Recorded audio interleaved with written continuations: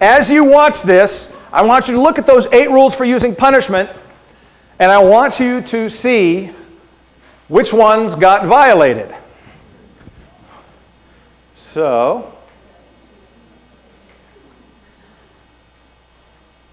I'm going to let him go like we did the other night. Okay. Let me get across you. Let the dog get stationary. Stand back. Don't spin. Side to side. Out! Out! Don't move. Out! Out!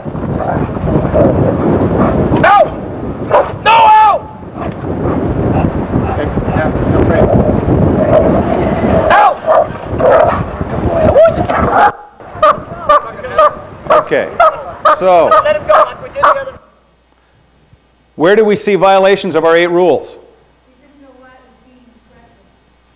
Didn't know why it was being corrected?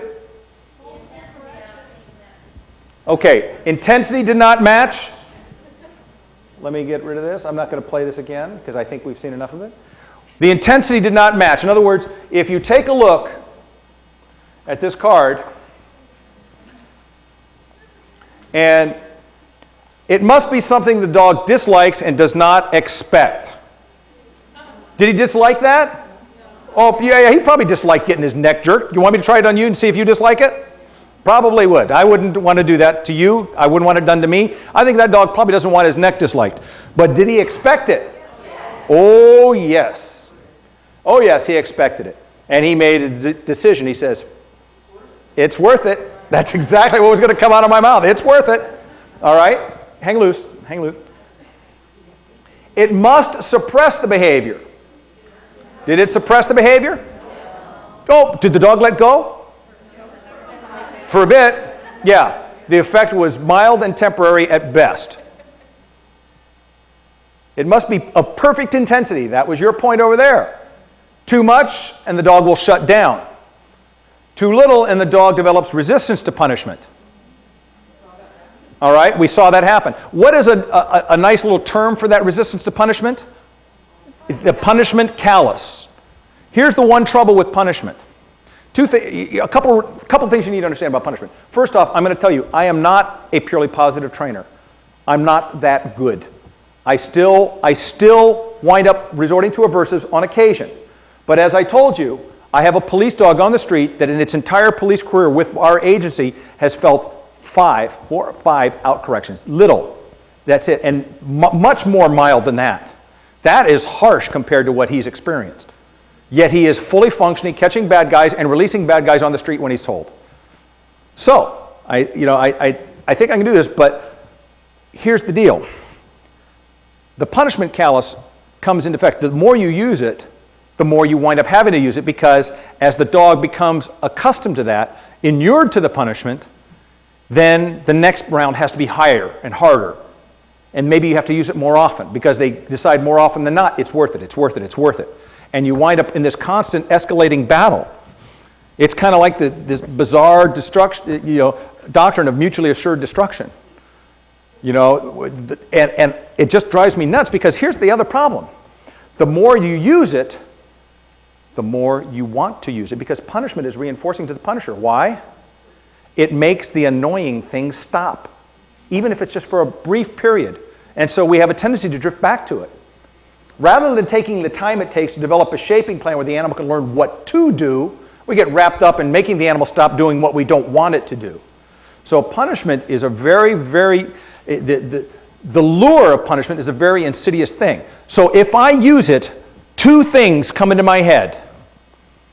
One is, how did I screw up and ask more than the dog was prepared to deliver? First step, first question I ask myself, how did I ask more than the dog was prepared to deliver? And by the way, who is responsible for preparing the dog to deliver? Me, not the dog. The dog is not responsible for coming to work with anything other than what I prepare it for. So I have to assume responsibility that I have set that dog up for failure and set that dog up to receive that correction, okay? But in the real world, can I say, take him and send that dog on that person over there who the dog is now not supposed to bite because they've thrown their arms up and give up, and the dog keeps going, and I go, God, I can't correct him now. Golly, what am I going to do? Wow, this is going to be ugly. No, I may have to put emergency brakes on, all right? So in that context, then I have to put my thinking cap on because I asked question 1, which is, how did I get this dog in this position where I set it up for failure? What's the next question I have to ask, or the next thing I thought I have to have? What should I do differently next time? How should I adjust my shaping plan? Excuse me, return to the calculated route. Oh, recalculating route! We are going to recalculate the route because somehow, some way, the original route wound up running into a roadblock. Now we must take a detour. There's nothing wrong with that. Don't beat yourself up if you've gotten in that situation, but don't put yourself in a position to have to do it again. That's all I'm saying with this. So now let's take a look at this again. Let's see here. It must happen immediately after the behavior. Yeah, that was iffy at best there. Let's see. It must be associated with the behavior, not you. Oh, what did we see when the handler came up on the dog there? The dog started to growl, and he also started to dance around and swing, try and interpose the quarry between the decoy between himself and the handler. Why? Because he knew what was coming. He was going to try and avoid it. So that behavior, that was strictly a result of the association with the handler, not with the behavior. So that's one thing that, when we'll talk about this, because I'll probably say something really politically incorrect here in a little bit. It must happen every time the behavior occurs. Did they try that there? Yeah. To what effect? I don't know, because I think they wouldn't be in the position they were had they done that. Let's see now.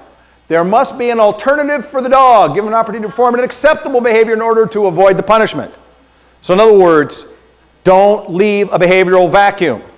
Because if you don't fill the vacuum with the behavior for the animal to do something for which it can earn reinforcement, guess what they're going to do?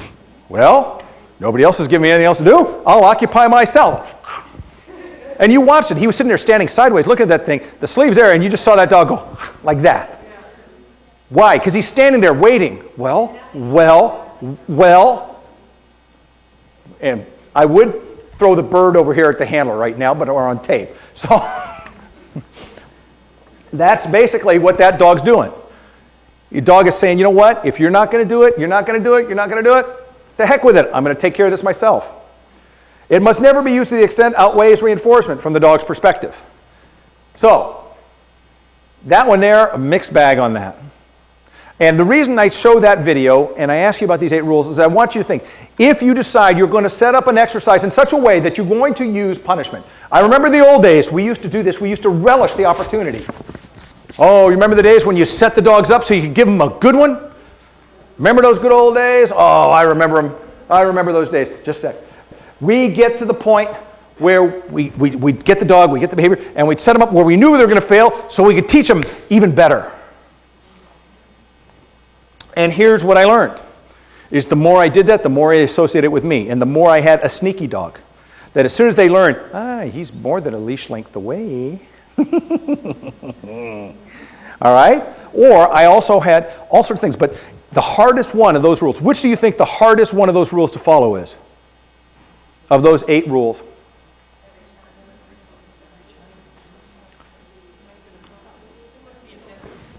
You know what?